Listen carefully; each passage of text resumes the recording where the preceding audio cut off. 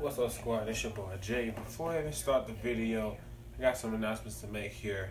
First off, I'd like to say thank you for those that are watching this on YouTube for reaching me to over 100 subscribers. I just say thank you very much for that. And for those that are watching this on REACTION.CAM, thanks for reaching me for 240 subscribers or squad members, whatever you want to call them. Thank you very much. It's a good birthday gift for me. And yes, today is my birthday and I am 16 now. So I got all my gifts now. The gifts that I wanted from the fams and friends, and what I got for my internet-wise gift, however you want to put it though. But anyway, since that happened, a week before last week, I said on Saturdays I was not going to do a horror story at midnight for the next 2 weeks because I was either out of town or I wasn't going to do it because there's a lot on my plate.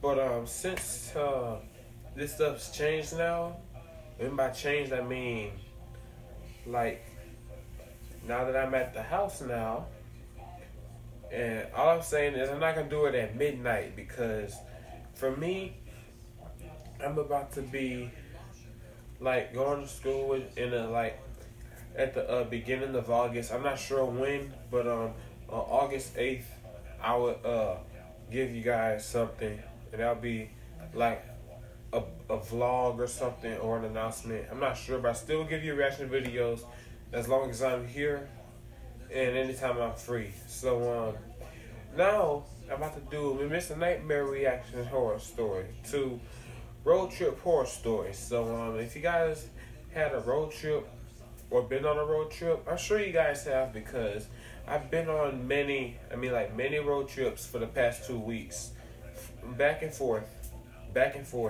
even from state to state and city to city. And they've been going as usual as you may think as they would go. Not bad, but long, boring, and sometimes fun. So enough of the talking. Let's just get to the horror stories. Road trip horror stories by Mr. Nightmare. Subscribe to this dude because he makes good horror stories. Turn off my TV.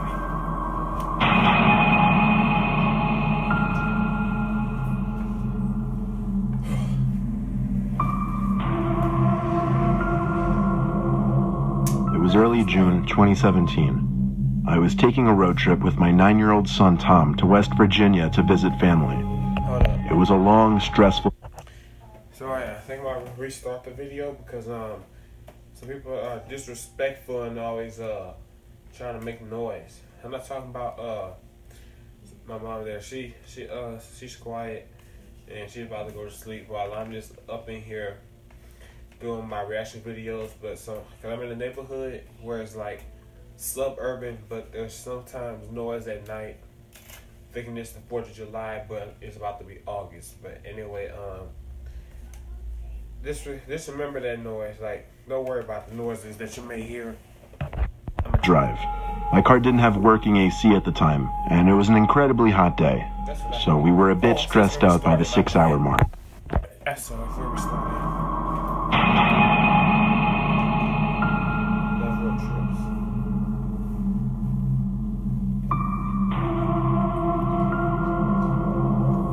It was early June 2017. I was taking a road trip with my 9-year-old son Tom to West Virginia to visit family. It was a long, stressful drive. My car didn't have working AC at the time, and it was an incredibly hot day, so we were a bit stressed out by the 6-hour mark. We had left later in the day, so we were still on the road by dark. I think it was around 9 p.m. when we were still on the interstate, and Tom started complaining that he needed to use the bathroom. There was already tension in the car before this, but his constant complaining brought about a slight argument between the two of us. It was about personal stuff I'd rather not share with the internet. At last, I saw a blue rest area sign zoom past us on the interstate, so I veered off into the rest area. It had a small building with 2 bathrooms, a couple vending machines, and a few benches. That was it. There were no other cars. About the rest areas.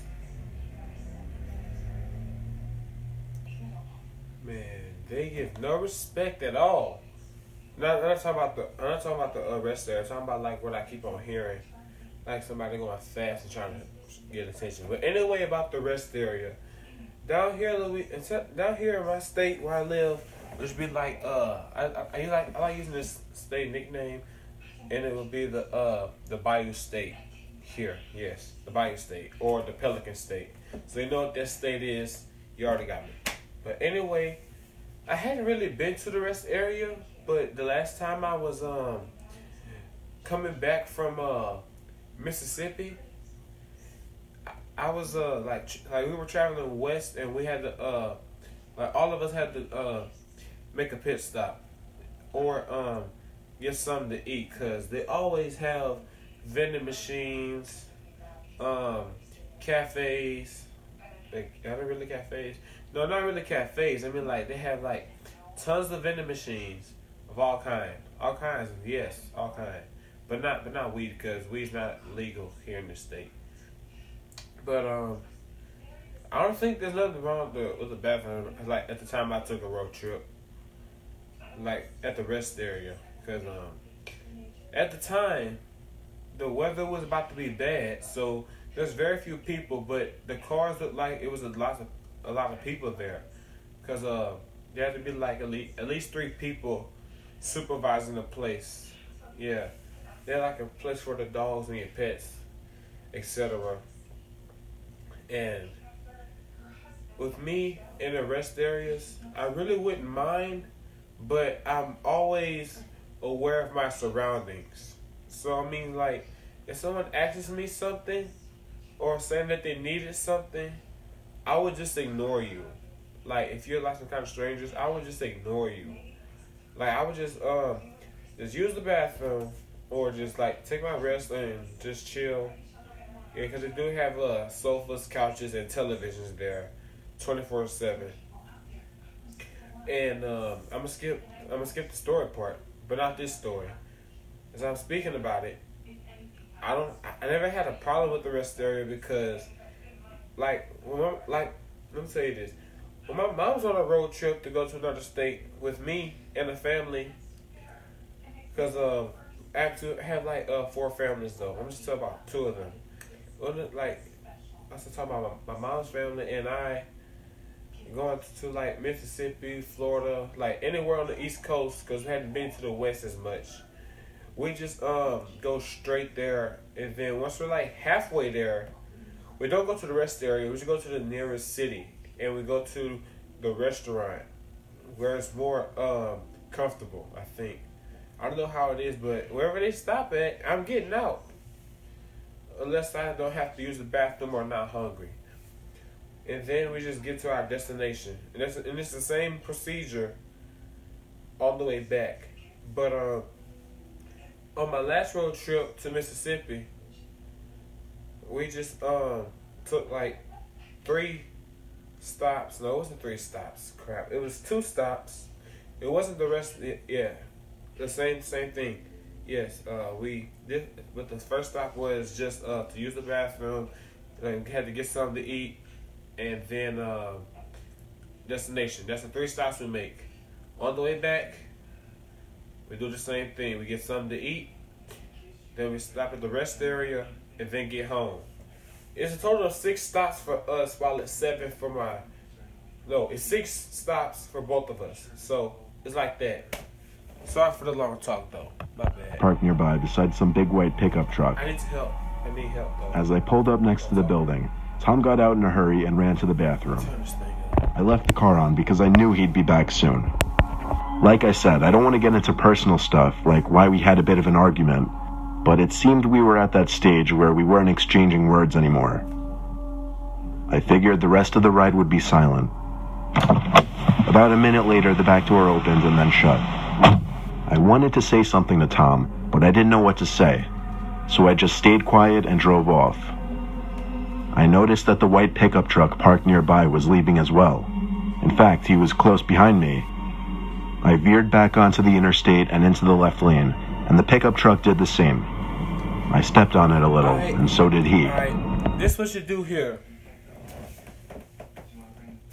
You could be a smart person and keep on driving, or look behind you, because he said there's a truck following behind him, and he has his son there, seeing what he would say.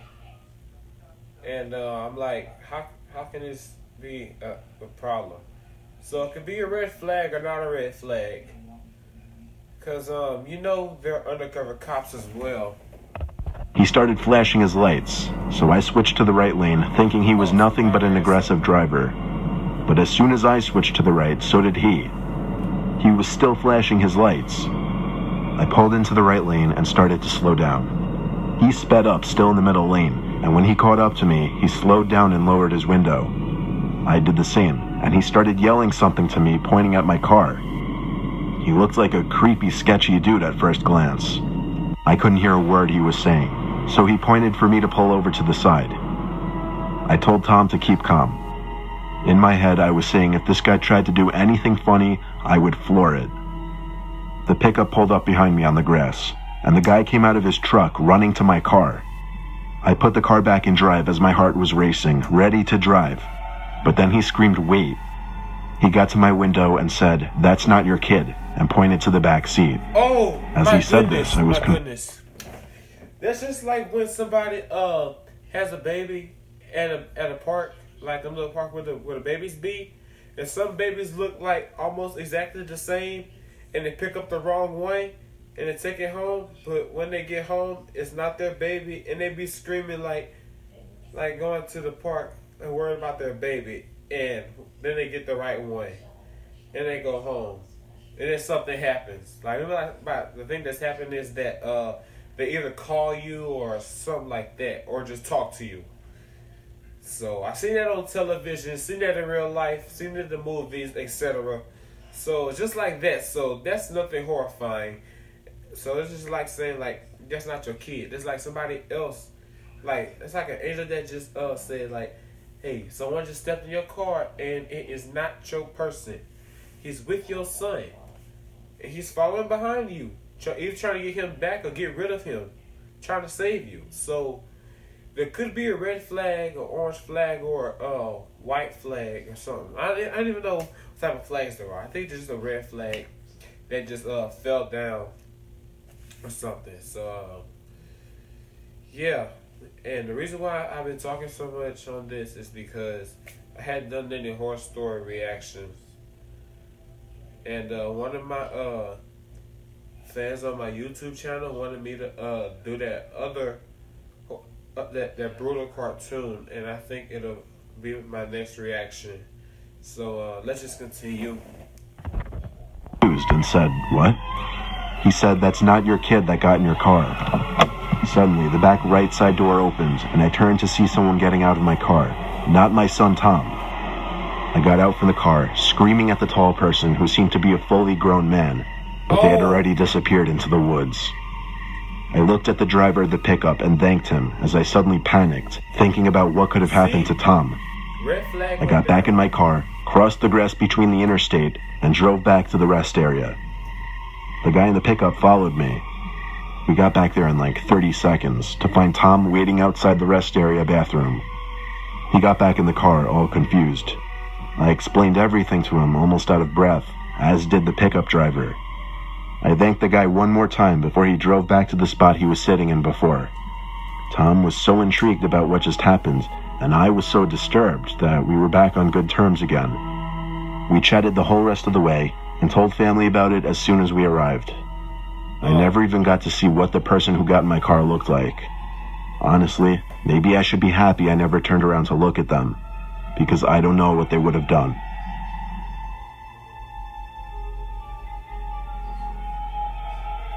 Alright, story 2. My girlfriend and I took a road trip to California recently. The way there was completely normal. We left home early in the morning and got to the hotel by nightfall. On our way back home, however, we left midday, and a majority of our ride was in the dark. The drive was about 10 hours each way, not including stops for food. We made 2 food stops, the first after about 3 hours of driving. then one more much later and deeper into the night. We got off the freeway at like 12:30 at night and went to the nearest Wendy's for food. We got right back on the freeway after that. I ate while I drove, which my girlfriend wasn't too fond of, but I just wanted to get home sooner rather than later. Yeah, sometimes I feel Shortly after getting back on the freeway, it started to rain. The reason why I say that is because I will be driving soon. Like most of that. Wait, hold up. The most important thing for me is just for me to drive safe. They ain't say nothing about eating and driving. They just worry about like having alcohol while you're driving. That's what they mean by drinking and driving. So you get any other drink but alcoholic beverages when you're driving. So that's my advice to all of you that are driving or those that I'm just saying, just for your own good. My girlfriend forced me to pull over now. She didn't want me eating and driving in poor conditions. As I pulled to the side, it actually started to downpour. I finished up eating my food, and then we heard a bang sound at the window. At first, I chalked it up to noises from the storm, but when I looked to my left out the window to see a figure blocking 90% of the window, along with a shriek of my girlfriend's, I nearly had a heart attack. I didn't want to roll down the window given how hard it was pouring, but over the sound of the torrential rain pounding on the car, I couldn't hear what the person was saying. I opened the door a crack and yelled out to the person, who turned out to be a woman. She was soaked already and looked disheveled. I do not care. Listen to me right here. And listen to me correctly. I'm speaking here in English here. This because even though there's a woman out there and you're riding with a woman or your girlfriend, like, I don't care if the woman looks nice. I don't care if the lady needs a ride. I don't care. Like, all I'm saying is I got somewhere I need to be right now. I ain't got time for you hitchhikers. Cause when I'm riding somewhere and I'm just going somewhere with some family or whoever, I dare you. I mean, like anybody that would hitchhike. I mean, I dare you to try and see if my mom would give you a ride with me. Cause even if I was the driver, I wouldn't let any of you hitchhikers hop in my ride. Even if it's like something that would be like old looking with, something lame. Even me, myself, I would never on my soul, I would never hitchhike. I could call an Uber. That's different. I would never I would never be a hitchhiker ever. Because you don't know what kind of person is driving in that vehicle. And you don't know what kind of person is going to be in your car if you're dumb enough to pick up a person that you don't even know, don't even remember, or don't even, like, just, you gotta be aware of your surroundings is all I'm saying. I'm very, very capable of just, not just, oh man, it's and scared. Don't hitchhike. She asked for a ride. And what was I going to do? Tell her no in these conditions? I told her to get in the back seat. My girlfriend gave me a look. I don't know what kind of look exactly, but it looks kind of like a why the hell did you let her in kind of look. Exactly. I asked the woman where... Exactly. That's the kind of look I would give my mama if she was dumb enough to do that. That's the kind of look I would give my dad if he was dumb enough to do that. My dad knows not to do that. My mom knows not to do that. Like, anybody in my family that's driving would never pick up a hitchhiker.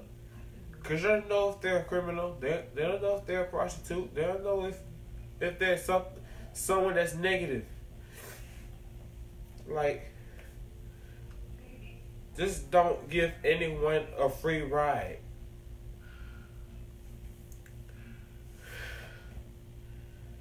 Especially me, because I would give anybody a look.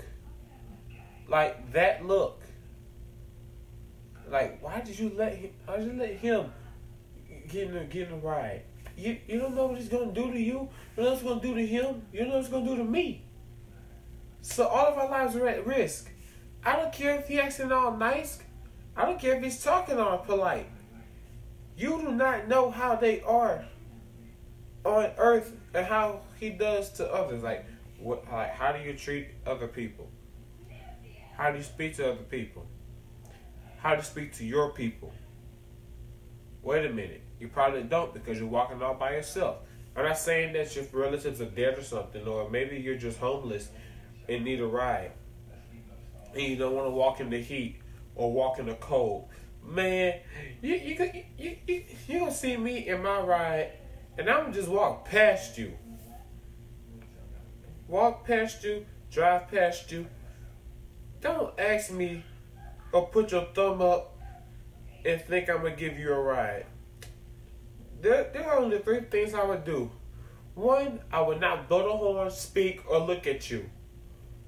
2, I know not to road rage when I would not put the finger up. And 3, I bet you do absolutely nothing. Just look at the road and I look at you. Just like that. She was heading. She didn't answer. I caught my girlfriend giving me a look again because of this. I ignored her and turned around to look at the woman in the back seat, assuming she didn't hear me. But as creepy as it was, she was actually looking right at me with a cold, unfriendly face. I'd say it was a neutral, blank face, but something about it was just off-putting. I repeated my question, and she just shrugged her shoulders and laughed. I looked at my girlfriend, who was once again looking at me. I said out loud that I'd be dropping the woman off at the next town we crossed. I guess I was announcing that to both my girlfriend and the woman. As we got back onto the barren highway, there was a sudden ear-piercing screaming sound coming from right behind me, and the woman sitting behind me suddenly wrapped her arms around my throat. I slammed on the brakes as I was struggling to... Look at what you got yourself into. Arms around your throat, huh? That's why they say don't play with a snake, because they're gonna choke you to death. Look. Just picture it. Look at you. Picking up a stranger with somebody else. I don't care if it's male or female. They can still do that. A woman may not have as much stamina as a man does, but they still could do that same thing.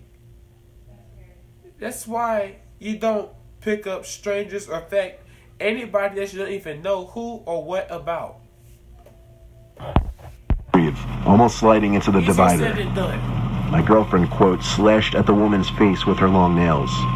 The screaming turned from a deranged, angry kind of screaming to screams of pain and agony. I got out of the car as she had her hands pressed up against her face in agony.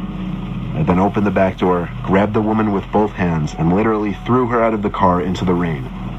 She started begging, please, please, over and over as I looked down at her. But that's all she said. She cried as she kept saying the word, please. I ignored her and got back into my car and locked it. As I put the car in drive, there were bangs at the window as the woman started screaming again. Her screams once again sounded like the screams of a deranged mental asylum patient. I drove away casually as she was no longer a real threat, or at least not that I knew of. My girlfriend quickly got on the phone with the police and warned them of some suspicious, unstable woman lurking around the highway. We didn't stop again, though. We went straight home from there, obviously a bit shaken up and whatnot, but I didn't want to be thinking about that incident for any longer than I had to. Bang on my stuff. This nigga be on your throat for squeezing on my neck. I'm driving. It was 2010. I was driving my Ford F-150 from my home in Pennsylvania to Georgia. I had family in the countryside of Georgia who I'd be spending the week with. It was going to be a drive of around 14 hours, and I planned on doing it all in one day. Not so much. I got on the road at 10 a.m. I stopped once for lunch at some deli, and then 4 hours later I stopped at a rest area to eat the turkey sandwiches I packed in the cooler. After that, I didn't intend on making any other stops, besides for gas one more time, of course. At about 11:30 p.m., I had just filled up the tank one more time, and now I had an ETA of about 12:30. I was admittedly getting very tired now. I didn't think to get coffee at the gas station for some reason. The route the GPS was taking me down from the gas station seemed a little odd.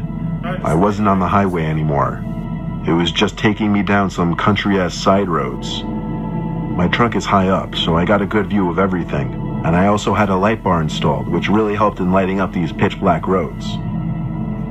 I was so tired, and I knew I shouldn't have been driving anymore, but I was so close to my cousin's house that I had to keep going. I came to a stop sign and made a left turn off some quiet road onto an even quieter road. The speed limit on this road was 45 though, which was good. This road was empty of any kinds of buildings or houses. It was just woodland on either side. I was going like 55 to 60 miles per hour, blazing down this road since it really seemed like no other cars would be on this type of road at this hour. Sure about that? Then suddenly I saw like 4 shiny objects coming up fast in the road ahead of me. I slammed on the brakes, and as I got closer, I figured out what they were. They were traffic drums, like those big cylinder traffic cones. My truck managed to come to a halt before I rammed into the drums. I got out of my truck with my baseball bat, confused as hell. I went over to the traffic drums and realized there was something else behind the traffic drums. It was a spike trap, like the kind police use. I didn't know. Hold up. There are 2 things. One, they're trying to catch somebody, but you don't see the cops. 2, it could be somebody that stole a spike trap and the traffic cones, or whatever you call them, to try to get you to stop and pop your wheels, like slash them if you kept going. But if I saw that, I'll just turn around and go back on that street and find a detour. That's all I would do. Was there some kind of police activity going on? Or did somebody set this up as a trap? I cautiously looked all around me as I inched back to my truck. Then I heard someone scream help. It came from the woods on the left side of the road. There was no way I was about to go into those woods. The most I was willing to do was call out, "What's wrong?" No answer. I walked to the edge of the road and looked into the forest. The only reason I could see anything was because of the lights from my truck. In the corner of my eye, I spotted him. Without looking directly at him, I saw someone crouched down behind a couple bushes. I didn't run. I just casually walked back to my car. When I got in and shut the door, I looked to my left to see 2 silhouettes by the edge of the woods on the side of the road, walking towards my truck. I drove the truck to the right side of the road onto the dirt and past the spike trap. I don't think they anticipated me actually going around, but when I looked in the rearview mirror, I saw at least 3 silhouettes standing by the traffic drums, lit up only briefly by the taillights of my truck. A few seconds later, they were gone out of my vision and out of my life forever. This was not something I would have ever expected to happen to me. Nevertheless, I'm glad I made it out alive.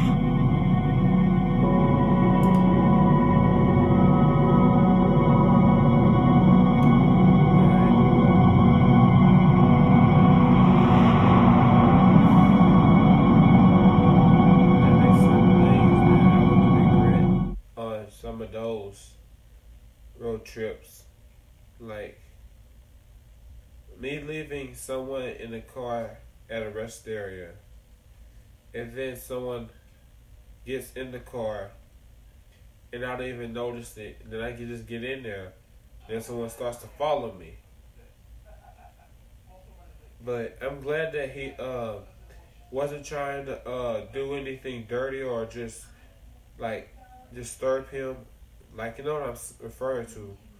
Like, he's trying to help this dude, and I would accepted it. Like, I would just thank him like 1,000 times. Like, thank you 1,000 times, man. Cause if I would have noticed that dude wasn't with me at first, and I just brought one dude with me on the road trip, I would just stopped on my own and just beat him up. Yeah, cause like you ain't gonna do nothing to my son. Like, cause I'm the father, uncle, grandpa, anybody, whatever related to this dude. You ain't gonna relate to him. So guess what? I would just pull over for one, two, get strapped, and three, yeah, knock this dude into the middle of life and death. Get some blood out of him and roll him to the other side of the road. And then I say, well, let's just do it out of my life. And two, I understand drinking and driving is bad, but I'm like, who could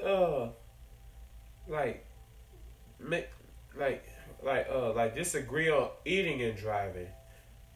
I know a lot of people that do that, but if I was like riding shotgun, that means sitting in the front seat. If you don't know what that means, yeah, I could have put that in a better way though. But if I was riding in the front seat and the driver was eating, I could take that. But if you had alcohol or any other drink that's harmful to you, man, I was just telling him to stop or whatever I could say to him or her to stop eating. Cause if they be like all nasty and stuff, trying to speak to me while they eating, I'm like, you need better table manners, or in fact manners itself. But the last one, if someone sets a trap and the GPS is like, most GPSs send you to the right place. Like 9 out of 10, like only 1 out of 10 would send you to the wrong destination, probably because you're sending the wrong address. And if that road has something that you wouldn't expect, like a speed trap or like a spike rope, like a fake setup, I would just turn around. I wouldn't look for anybody. Yeah, I would just turn around and try to find another street that's like parallel to that street. Like, do that street, then come down that road that I just came on, and then boom, get to his house. It's that easy. So anyway, that's what I gotta say though. I'm sorry for all the talking, and it was so much at the beginning. It's because I didn't do so many of these in a long time. It's just that I hadn't done the Mr. Nightmare Horror Story in a long time. Most of them I do them at midnight. Most of them I do them at I just do them on Saturdays or late Friday night, Saturday morning, something like that. So you got your horror story for tonight, and expect more to come up more often. So I need to stop doing them just on Saturday nights. So anyway, I'll see you guys in the next reaction. Deuces.